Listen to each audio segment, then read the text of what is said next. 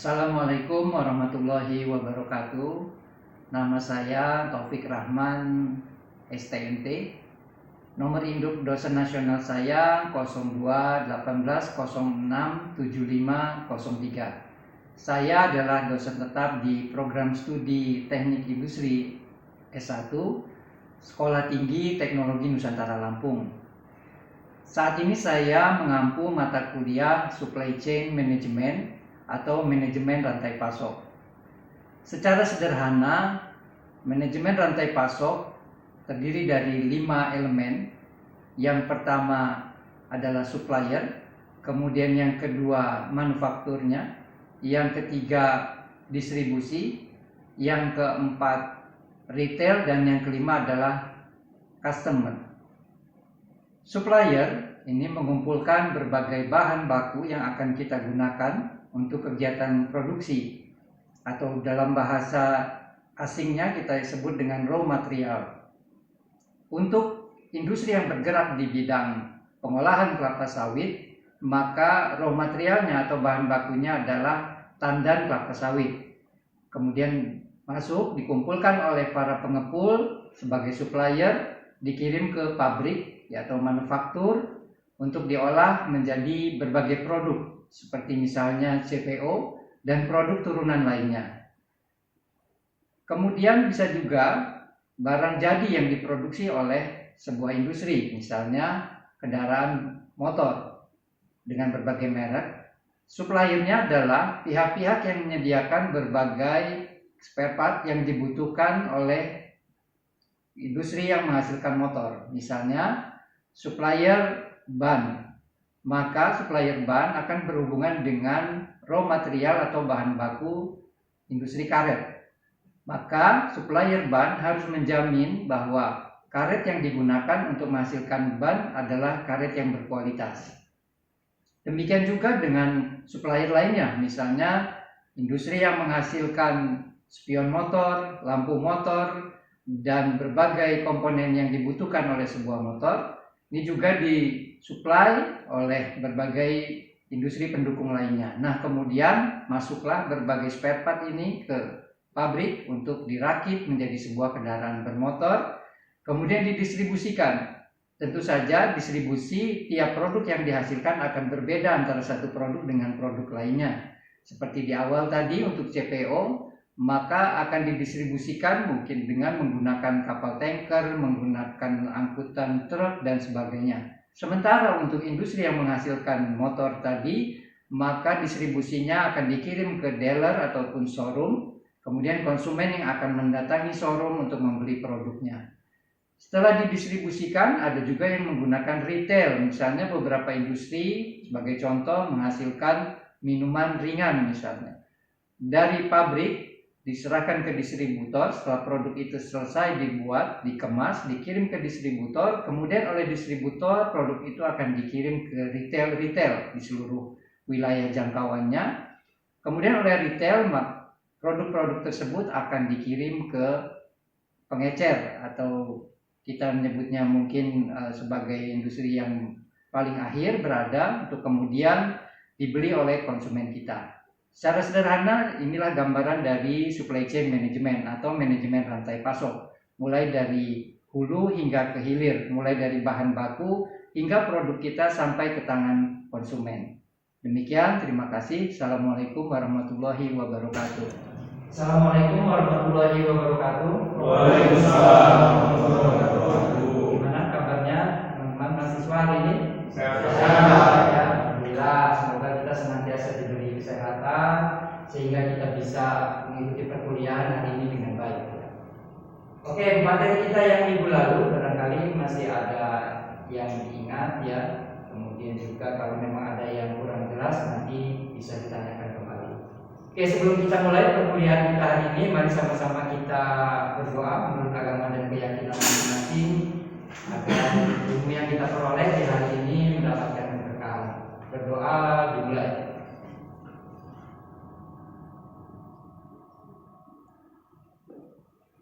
Berdoa selesai. Oke, teman-teman, hari ini kita akan berbicara tentang pertemuan kita yang ketiga, yaitu supply chain management berkaitan dengan elemen-elemen dalam supply chain management. Nah, tentu sebelum kita masuk ke materi hari ini, ada yang ingin saya sampaikan juga sebelumnya.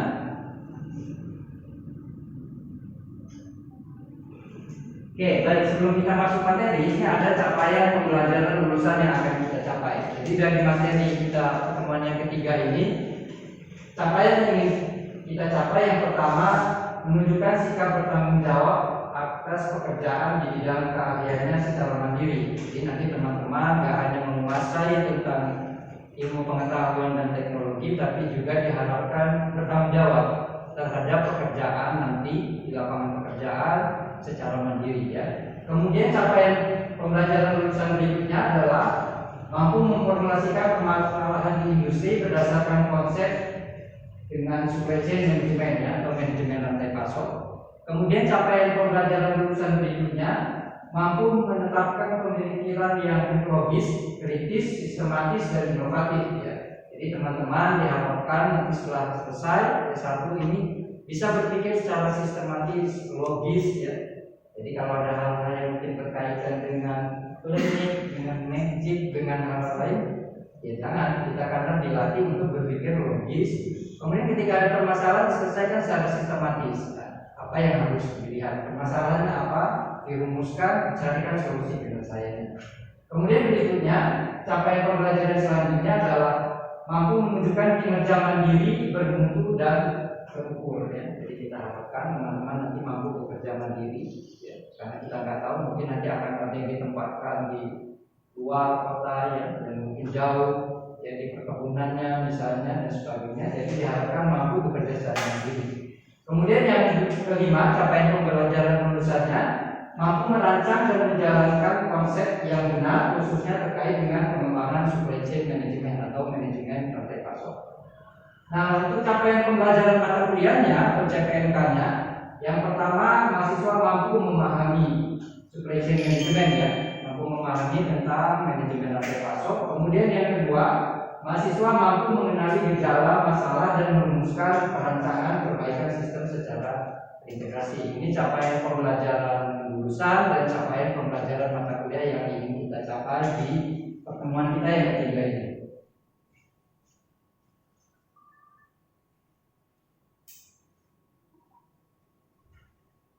Baik, ini materi kita di pertemuan yang ketiga adalah elemen dalam supply chain management. Ya. Yang pertama adalah raw material. Raw material itu bahan baku. Jadi misalnya ini kita industri bergerak di bidang pengolahan kelapa sawit menjadi CPO dan produk turunan lainnya, misalnya minyak goreng, ada yang sabun dan sebagainya. Raw material ini berupa bahan mentah. Jadi tandan kelapa sawit yang kita peroleh bisa dari kebun sendiri atau mungkin dari pengepul yang lainnya. Karena beberapa industri mengupayakan memiliki kebun sendiri untuk menjaga agar suplai bahan bakunya tidak terganggu. Maka punya kebun sendiri, misalnya beberapa perusahaan gitu ya. Karena kalau kita bergantung kepada pengepul, kadang-kadang ada yang memberikan harga yang lebih baik, maka pengepul akan menjual ke tempat yang lain. Sementara kita butuh bahan baku itu. Jadi beberapa perusahaan berinisiatif memiliki kebun sawit sendiri. Kemudian dari raw material masuk ke pengepul tadi sebagai supplier yang bekerja sama dengan kita ya, untuk menghasilkan produk di tempat kita ya. Kemudian diolah, misalnya tadi kelapa sawitnya jadi CPO, kemudian CPO-nya diekspor ya. Ada yang mungkin kalau LBC barangkali dia nggak perlu diangkut lagi pakai mobil pengangkut ya, dia pakai semacam pipa penghubung gitu ya, dihubungkan langsung ke kapal tanker, jadi nggak perlu lagi diangkut pakai mobil pengangkut. Mungkin itu lebih efisien, lebih efektif ya, dibanding harus pakai mobil pengangkut bawa ke pelabuhan, naikin lagi ke kapal tanker dan sebagainya. Nah kemudian setelah jadi tadi didistribusikan, kalau tadi CPO mungkin didistribusikan langsung ke luar negeri, kita ekspor dan sebagainya. Sementara mungkin bagi industri yang lain, raw materialnya ini misalnya kendaraan bermotor, apakah dia Honda, Yamaha, Suzuki dan sebagainya, tentu bahan baku yang digunakan jauh lebih banyak lagi. Mungkin ada yang karet di situ untuk ban ya, kemudian mungkin plastik ya, berkaitan dengan bodinya, dengan spionnya dan sebagainya. Mungkin ada juga supplier yang berkaitan dengan mesinnya, engine-nya, sehingga kemudian diolah di pabrik jadi sebuah motor, kemudian didistribusikan sampai akhirnya ke retail dan ke konsumen. Tentu di distribusi ini pun berbeda pendekatannya. Kalau untuk kendaraan bermotor didistribusikannya tentu nggak ke warung-warung, tapi di dealer, di showroom dan sebagainya, jadi konsumen yang datang. Sementara produk-produk lainnya, misalnya kopi Torabika dan sebagainya, dia dari distribusi turun ke retail ke warung-warung, baru digunakan oleh atau dibeli oleh konsumen. Oke, ada yang mau ditanyakan? Cukup?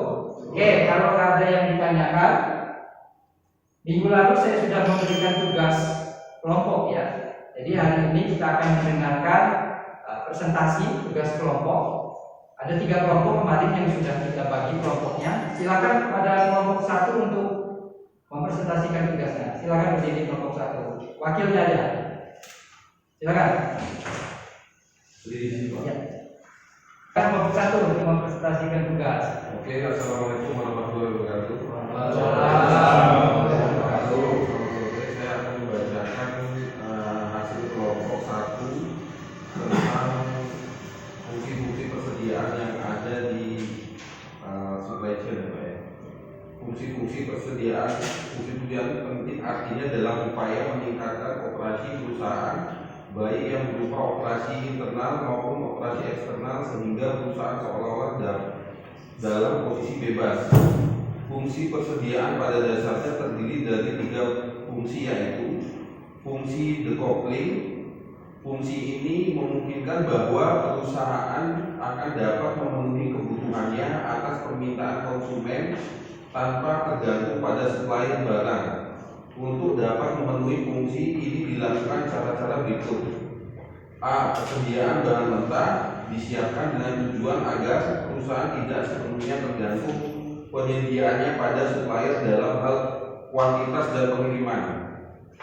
B. Persediaan barang dalam proses ditujukan agar tiap bagian yang terlibat dapat lebih leluasa dalam berbuat. C. Persediaan barang jadi disiapkan pula dengan tujuan untuk memenuhi permintaan yang bersifat tidak pasti dari langganan. 2. Fungsi economic closing.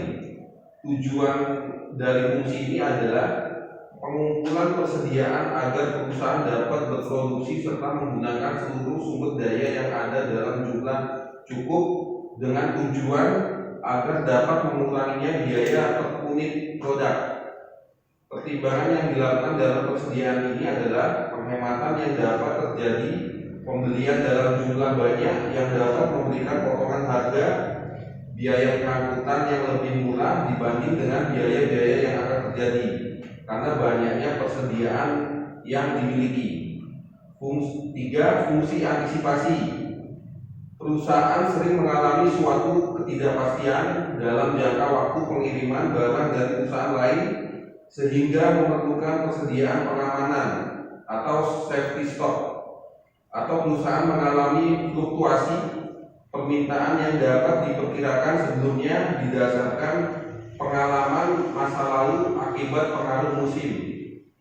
Sehubungan dengan hal tersebut, perusahaan sebaiknya mengadakan seasonal inventory atau persediaan musiman. Selain fungsi-fungsi di atas, terdapat 6 fungsi penting yang dikandung oleh persediaan dalam memenuhi kebutuhan perusahaan, antara lain: 1. Menghilangkan resiko keterlambatan pengiriman bahan baku atau barang yang dibutuhkan perusahaan. 2. Menghilangkan resiko jika material yang dipesan tidak baik sehingga harus dikembalikan. 3. Menghilangkan resiko terhadap kenaikan harga barang atau inflasi. 4. Untuk menyimpan bahan baku yang dihasilkan secara musiman sehingga perusahaan tidak akan sulit bila dapat barang tersebut tidak tersedia di pasaran. 5. Mendapatkan keuntungan dari pembelian barang. Selanjutnya kita minta kelompok 2 untuk mempresentasikan tugas kelompoknya. Silakan kelompok 2. Assalamualaikum. Kami dari kelompok 2 dengan nama anggota Clarissa Wulan Nadia, Paladian Mulia, Farhan Prawira Utama, dan Panji Junaidi. Hasil diskusi kelompok 2 sebagai berikut. Persediaan. Adapun beberapa kelemahan persediaan bahan yang terlalu besar antara lain adalah sebagai berikut. 1. Biaya penyimpanan atau pergudangan daripada persediaan bahan baku akan menjadi sangat tinggi. Biaya ini tidak hanya mencakup sewa gudang atau penyusutan gudang, tenaga kerja dan lainnya sebagainya. Akan tetapi termasuk juga adanya risiko kerusakan, kehilangan dan lain sebagainya. 2. Tingginya biaya penyimpanan serta investasi dalam persediaan bahan baku akan mengakibatkan berkurangnya dana untuk investasi dalam bidang yang lain. Seperti misalnya perluasan produksi, peningkatan program pemasaran. Dengan kata lain dapat dinyatakan bahwa persediaan bahan yang terlalu tinggi justru menghalangi kemajuan perusahaan itu sendiri. 3. Apabila perusahaan menyelenggarakan persediaan bahan baku yang sangat besar, maka penurunan harga pasar akan merupakan kerugian yang tidak kecil, artinya bagi perusahaan.